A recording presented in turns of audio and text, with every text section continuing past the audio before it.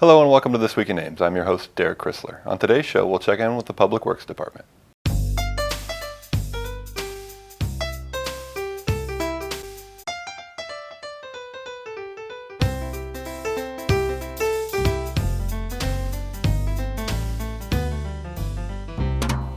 My guest today is Rudy, Civil Engineer 2 for the City of Ames. Rudy, welcome to the show. Thanks, Derek. Good to be here.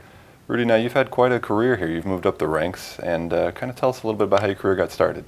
So Derek, I started with the city in 2010, shortly after I graduated Iowa State University in civil engineering. Started in the transportation planner position here in Public Works. Worked a lot with the Ames area MPO and the organization there. And then several years later, the opportunity became available for me to apply for, and ultimately I got a position as a civil engineer in our Public Works Department. Started off as a Civil Engineer 1 prior to obtaining my professional engineer license here just over a year and a half ago. So what is like a typical day for a civil engineer? What do you do? Derek, no 2 days are the same, I'll tell you that. It's anything and everything to be involved with on our construction projects. I'm basically from the cradle to grave of a construction project. We start off with kind of our preliminary design and our public outreach with the neighborhood that we're going to be impacting with a street reconstruction or utility improvements to be completed in a certain area of Ames. We do a lot of outreach and questions and conversations with those residents, trying to get their intake and input that'll help better the design that we put together ultimately. And then basically we see that project into construction. We hire a contractor on behalf of the city who completes plans as specified as we put them together. And then ultimately we put that project to completion.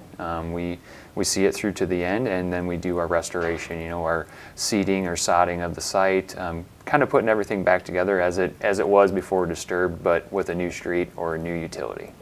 So those projects that you talked about, now you guys don't just go out there and free will pick this street and say, oh, let's do this street this year, or let's do that street next year. There's actually more of a big transportation plan. Can you talk about that? Exactly, Derek. We have a long-range transportation plan for the Ames area, and that's kind of the start, of it all. We plan out not only short-term projects, but long-term. I'm talking 25 years down the road, we're planning out improvement projects for the community, for the area.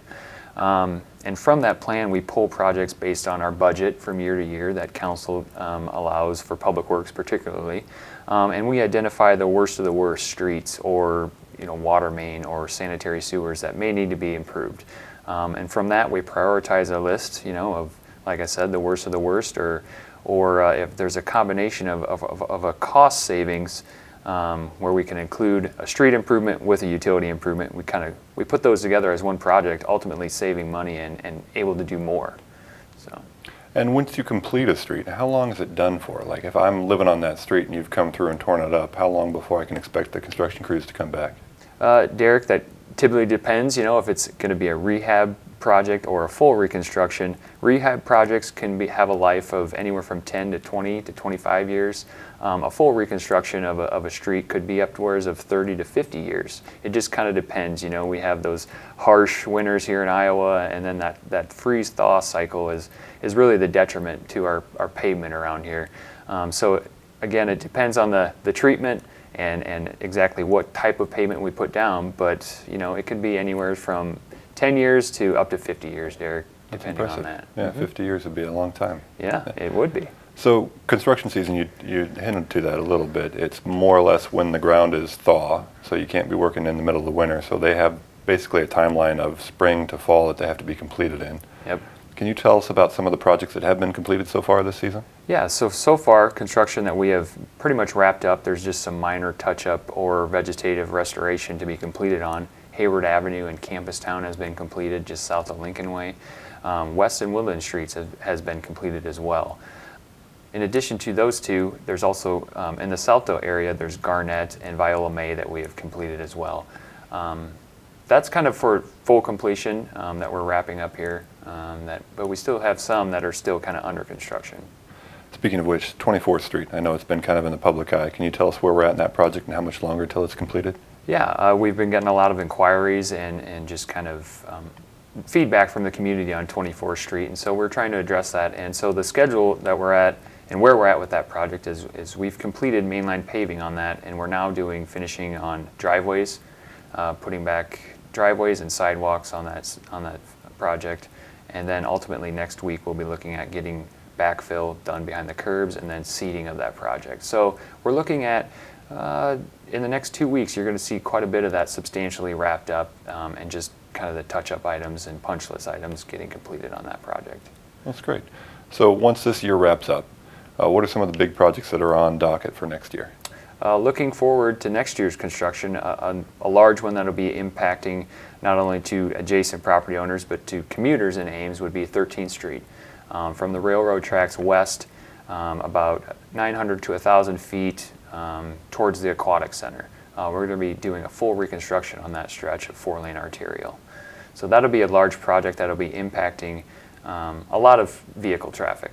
To add to that, 6th Street will be another project. The 6th Street Bridge will be basically demolished and a new bridge will be built in its place, so that section of 6th Street will be closed.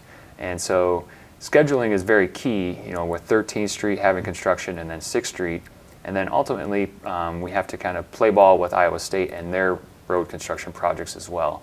And my understanding is that they're going to be working on the Stang Road Bridge, doing a bridge deck improvement overlay on that project. So those three are going to be really impacting the traffic patterns for next year, summer months. But we're trying to basically work with Iowa State and work with our contractors so that we can kind of do those, each one of those kind of phased to allow for traffic and detours to be in place that ultimately traffic and drivers can get around Ames still.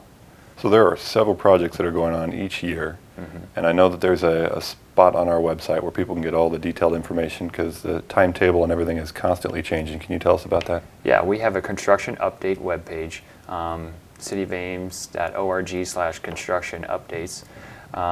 Go there. We update that, if not weekly, multiple times out the week. Just like Derek said, the projects do change.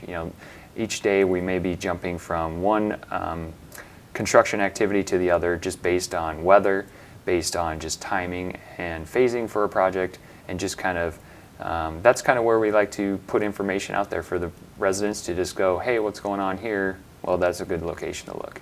Great. Rudy, thank you for coming on the show. Derek, thank you. And that website again is cityofames.org/construction updates. On there you will find detailed information on each project, including contact information. And for your calendar, Friday, October 30th is trick-or-treat night here in the city of Ames, with recommended hours from 5:30 to 7:30. So if you want to go out and get some good treats, that would be the recommended hours here for the city. That's our show for today. Thanks for watching, and tune in next week for This Week in Ames.